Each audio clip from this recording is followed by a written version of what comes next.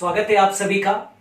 हम लोग आज डिस्कस करने जा रहे हैं एक एड्रिनल ग्लैंड का जो कॉर्टेक्स पार्ट होता है। आपने प्रीवियस वीडियो के अंदर पढ़ा था कि एड्रिनल ग्लैंड का जो बाहरी भाग होता है एड्रिनल कॉर्टेक्स, ओके, उस एड्रिनल कॉर्टेक्स के अंदर एक बाहरी भाग जो होता है उसको हम क्या कहते हैं, that is known as zona glomerulosa.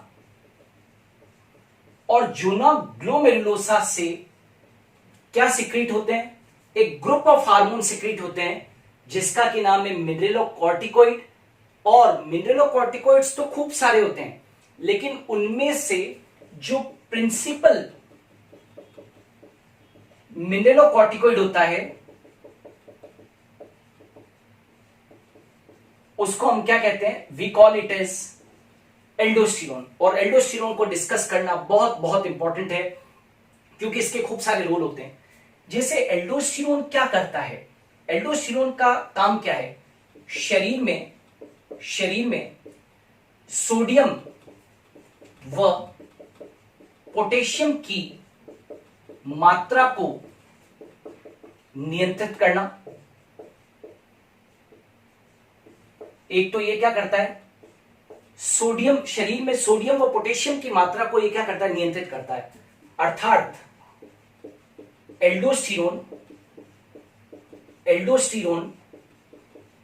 जानते हो क्या करता है, एल्डोस्टेरोन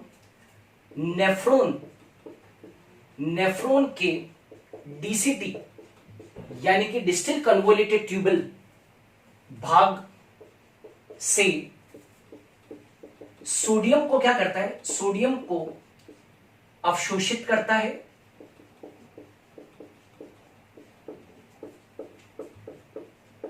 एवं पोटेशियम को बाहर निकालता है।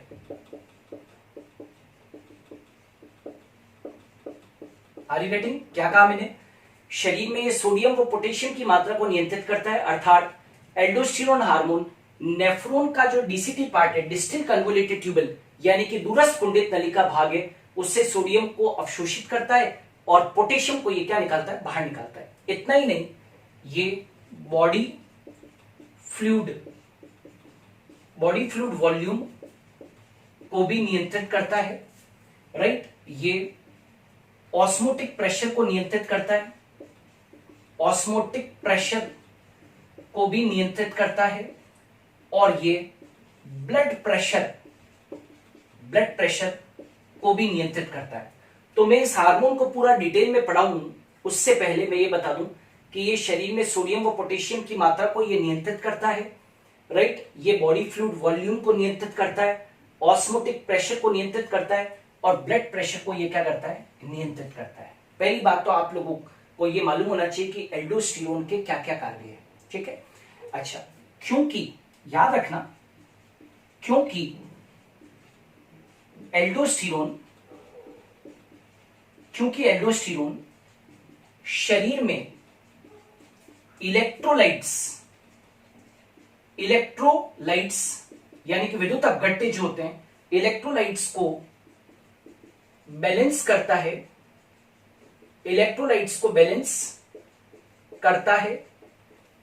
इसलिए इसे लवण प्रतिधारक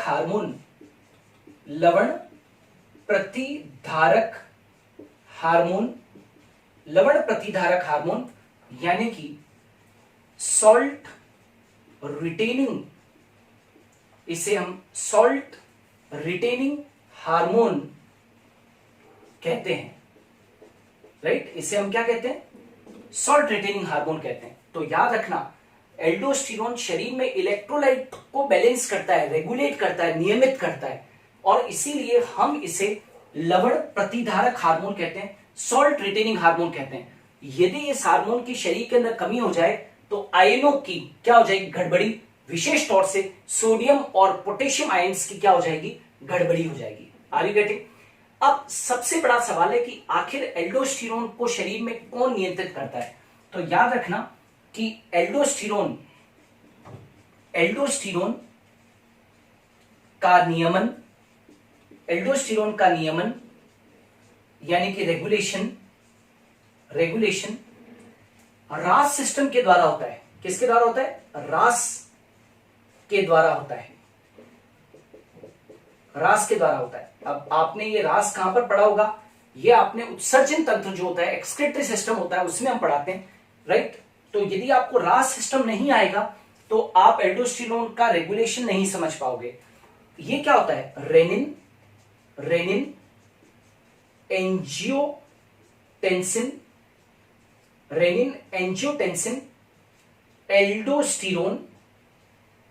एल्डोस्टेरोन सिस्टम। रास सिस्टम क्या है? इसको पूरा नाम क्या है इसका? Renin angiotensin aldosterone system. और ये जो रास सिस्टम होता है वो इस एल्डोस्टेरोन का क्या करता है? नियमन करता है, यानी कि रेगुलेशन करता है। ओके, अब रास सिस्टम कैसे इसको रेगुलेट करता है वो आप देखिए, है ना, कि किस तरीके से रास सिस्टम इसको रेगुलेट करेगा, उसको अपने डिस्कस करते हैं। नाउ देखो, शरीर के अंदर, जब याद रखना, शरीर के अंदर किसकी मात्रा क्या कम हो जाए? जब ग्लोमेरुलर, याद रखना, जब ग्लोमेरुलर ब्लड फ्लो, जब शरीर में ग्लोमेरुलर ब्लड फ्लो मालूम है ना कैसे? नेफ्रॉन के अंदर जो ब्लड फ्लो होता है, ठीक है, जब शरीर में glomerular blood flow, glomerular blood pressure, right, व GFR यानी कि ग्लोमेरुलर फिल्टरेशन रेट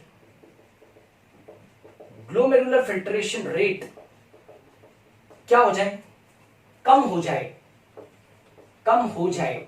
वापिस से बोल रहा हूं, जब शरीर में glomerular blood flow, glomerular blood pressure और ग्लोमेरुलर फिल्ट्रेशन रेट क्या हो जाए? गिर जाए या कम हो जाए, तब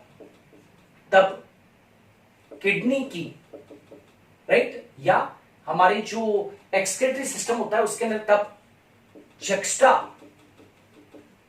ग्लोमेरुलर सेल्स, किडनी में जो होती है ना जक्स्ट्रा ग्लोमेरुलर सेल्स, इसको बोलते हैं JG सेल्स, राइट। किडनी में एक जक्स्ट्रा ग्लोमेरुलर एपरेटस होता है, JGA एपरेटस होता है, उसके अंदर विशेष सेल्स होती है, उसका नाम क्या है? That is JG sales.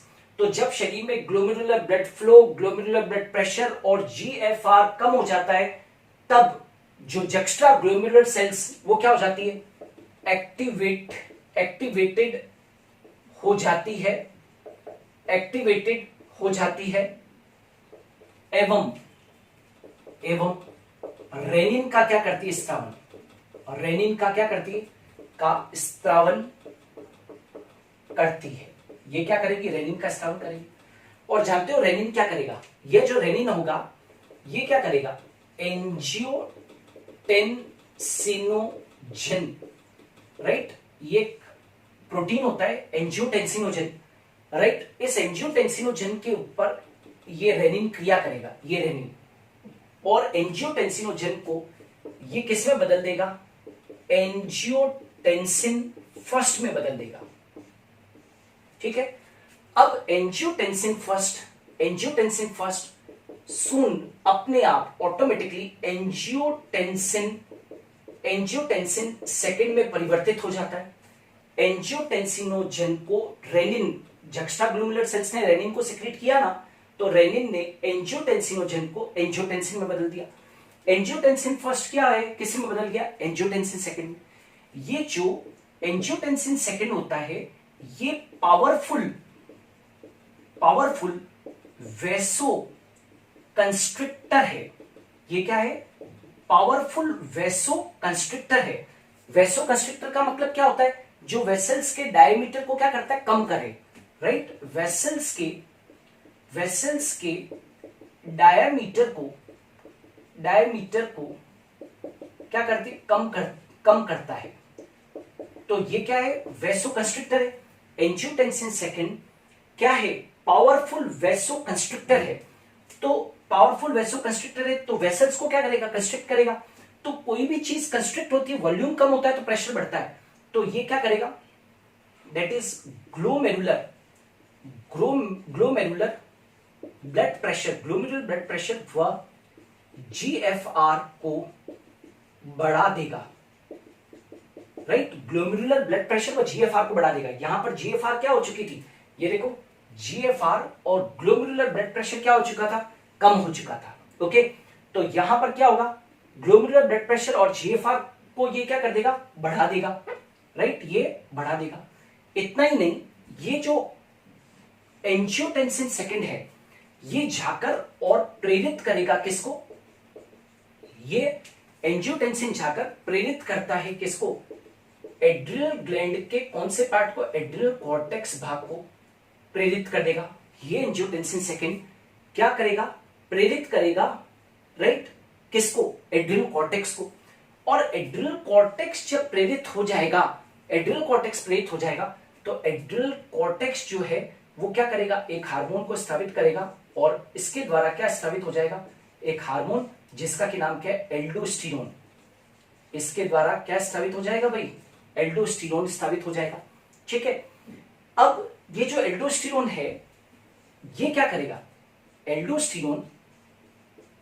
Aldosterone nephron के, जैसा कि मैंने अभी आपको बताया था, नेफ्रॉन के डीसीटी वाले भाग से और थोड़ा बहुत कलेक्टिंग डक्ट वाले भाग से भी, एल्डोस्टेरोन नेफ्रॉन के डीसीटी वाले भाग से सोडियम को क्या करेगा, सोडियम को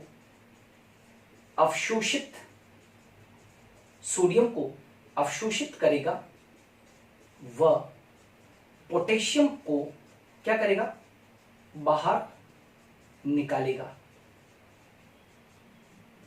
राइट। और जैसे ये सब कुछ हो जाएगा एवं इस प्रकार यह भी क्या करेगा, यह भी ग्लोमेरुलर ब्लड प्रेशर व GFR ग्लोमेरुलर फिल्ट्रेशन रेट को बढ़ा देगा। आर यू गेटिंग, ये भी क्या कर देगा, ग्लोमेरुलर ब्लड प्रेशर व GFR को बढ़ा देगा। क्लियर है। तो मैंने क्या कहा था, जब शरीर में ग्लोमेरुलर ब्लड फ्लो कम होता है, प्रेशर, ग्लोमेरुलर ब्लड प्रेशर कम होता है और GFR जो होती है वो GFR भी क्या हो जाए, कम हो जाती है, तब किडनी की जक्स्ट्रा ग्लोमेरुलर सेल्स एक्टिवेट हो जाती है और वो किसका स्रावन करती है, रेनिन का स्रावन करती है। रेनिन जो है वो एक प्रोटीन एंजियोटेंसिन, जिनको एंजियोटेंसिन फर्स्ट में बदलता है, एंजियोटेंसिन फर्स्ट सून कन्वर्ट हो जाता है एंजियोटेंसिन सेकंड में। एंजियोटेंसिन सेकंड एक पावरफुल वेसो कंस्ट्रिक्टर है, वेसल्स के डायमीटर को कम करता है, जिसकी वजह से ग्लोमेरुलर ब्लड प्रेशर बढ़ता है और जिसकी वजह से ग्लोमेरुलर फिल्ट्रेशन रेट भी क्या हो जाती है, बढ़ जाती है। इतना ही नहीं, एंजियोटेंसिन सेकंड प्रेरित करता है एड्रिनल कॉर्टेक्स भाग को, एड्रिनल ग्लैंड के एड्रिनल कॉर्टेक्स भाग को। एड्रिनल ग्लैंड का कॉर्टेक्स भाग जो है वो एल्डोस्टेरोन स्रावित करता है। एल्डोस्टेरोन का मुख्य काम होता है नेफ्रॉन के डीसीटी वाले भाग से और कलेक्टिंग डक्ट वाले भाग से सोडियम को तो क्या करना, अवशोषित करना, पुनः अवशोषित करना, व पोटेशियम को क्या करना, बाहर निकालना। और इस प्रकार यह भी ग्लोमेरुलर ब्लड प्रेशर और GFR को क्या कर देगा, बढ़ा देगा। इस प्रकार हम कह सकते हैं कि इस प्रकार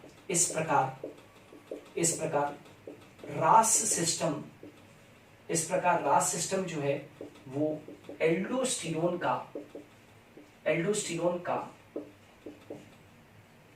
नियमन करता है। एल्डोस्टेरोन का क्या करता है, नियमन करता है। ठीक है, तो आप ये भी देख पा रहे हैं कि ये इलेक्ट्रोलाइट को भी क्या कर रहा है, बैलेंस कर रहा है। इसीलिए तो हम इसको क्या बोलते हैं, सॉल्ट रिटेनिंग हार्मोन। ओके, तो इस प्रकार से एल्डोस्टेरोन का नियंत्रण होता है। अच्छा, अब एक और चीज याद रखना, एक क्वेश्चन है, क्या होगा यदि एल्डोस्टेरोन का अतिस्रावन हो जाए। क्या होगा यदि एल्डोस्टेरोन का अतिस्रावन हो जाए?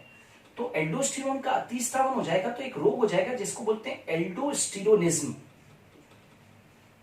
एल्डोस्टेरोनिज्म। इस एल्डोस्टेरोनिज्म को ही आमतौर पर हम कॉन्स सिंड्रोम कहते हैं। और ये जो कॉन्स सिंड्रोम या एल्डोस्टेरोनिज्म है, ये एल्डोस्टेरोन की क्या होता है, अधिकता से होता है। अब देखिए, ये जो एल्डोस्टेरोनिज्म है या जो कॉन्स सिंड्रोम है, जो कि इसकी अधिकता से हो रहा है, एल्डोस्टेरोन के अतिस्रावन से हो रहा है, इसके मुख्य लक्षण क्या है? तो हाई ब्लड वॉल्यूम, ओके, दूसरा high blood pressure, high sodium ions and low potassium and phosphate ions, right, low potassium and phosphate ions. और ये जैसे ही हाई सोडियम और लो पोटेशियम एंड फॉस्फेट आयंस हो जाएगा तो it can cause kidney damage, it can cause kidney damage. ये kidney को क्या कर सकता है? डैमेज कर सकता है। ओके, तो याद रखना एल्डोस्टेरोन के अतिस्रावन से एल्डोस्टेरोनिज्म या कौन सिंड्रोम हो जाता है। अब आपके मन में एक प्रश्न उठा होगा कि मैंने ये क्यों नहीं पढ़ाया कि एल्डोस्टेरोन के अल्पस्रावन से होने वाला रोग कौन सा होगा।